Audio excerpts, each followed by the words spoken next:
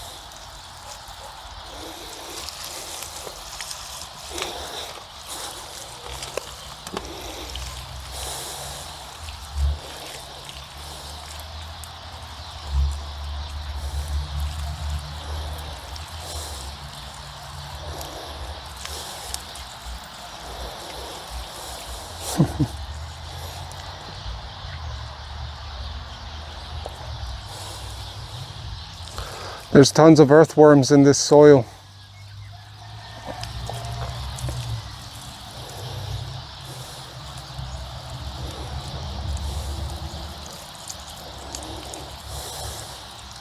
That's when you know you got good soil.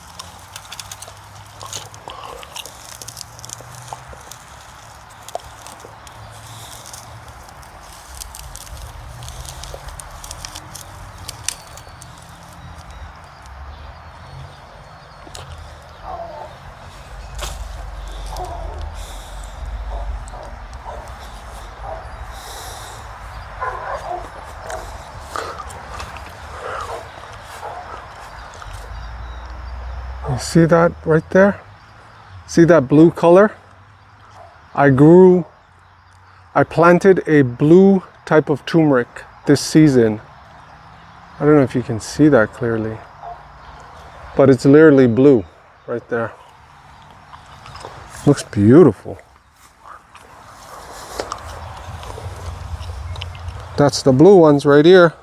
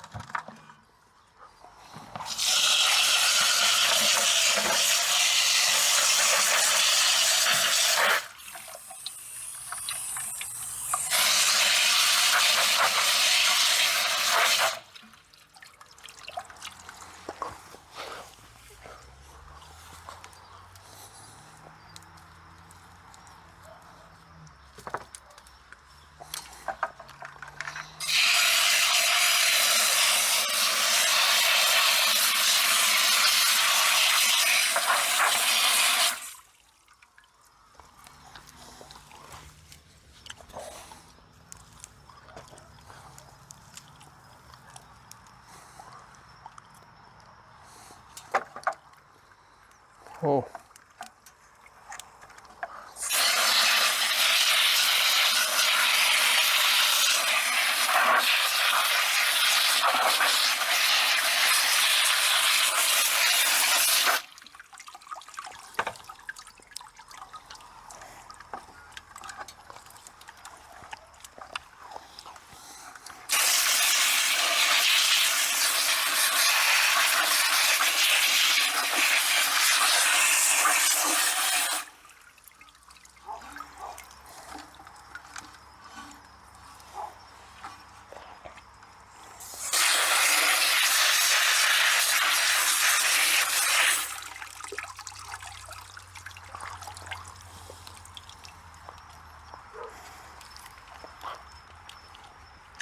Looks like a coral reef.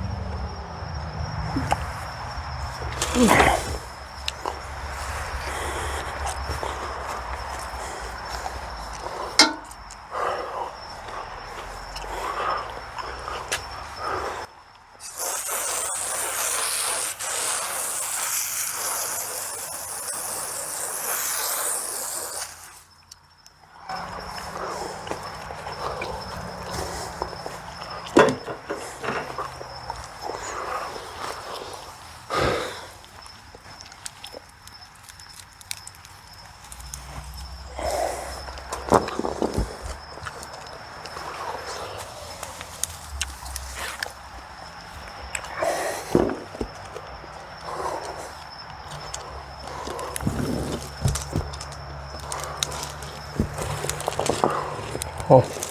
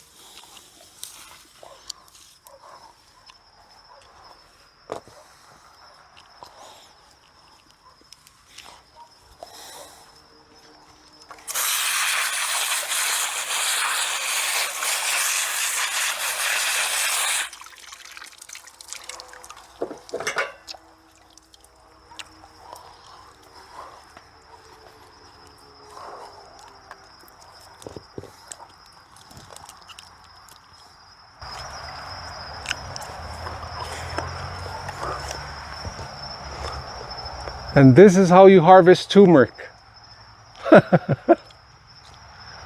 So when it comes to my soil, it was very simple. I just mixed peat moss, perlite, my own compost from my kitchen scraps, just pure plant-based kitchen scraps. So my compost, I put some sand in there, and my two secret ingredients, charcoal and cinders. With these two ingredients, it changed the whole game for me. With the cinders, I make sure that they're smaller in size than the bigger size cinders. I'll show you an example right now.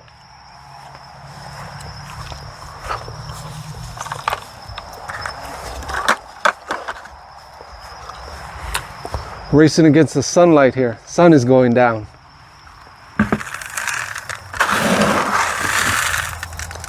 You see that? These are all cinders. So if you can get them smaller in size,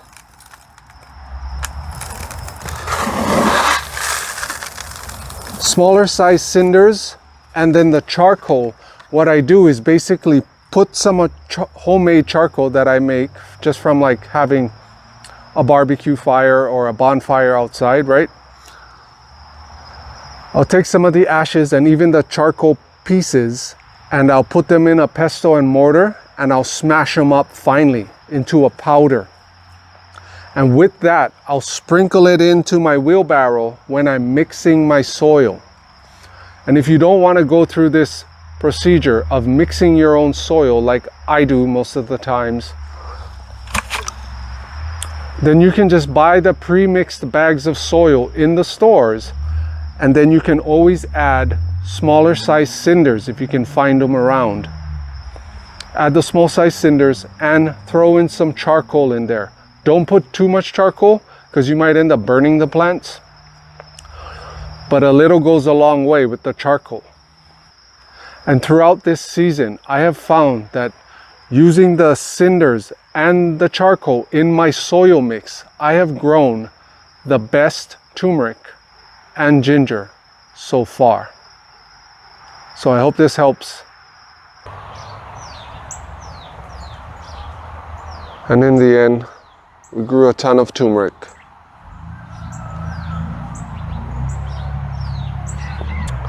Grew all this turmeric in just 2 simple moving containers and this thick plastic sink.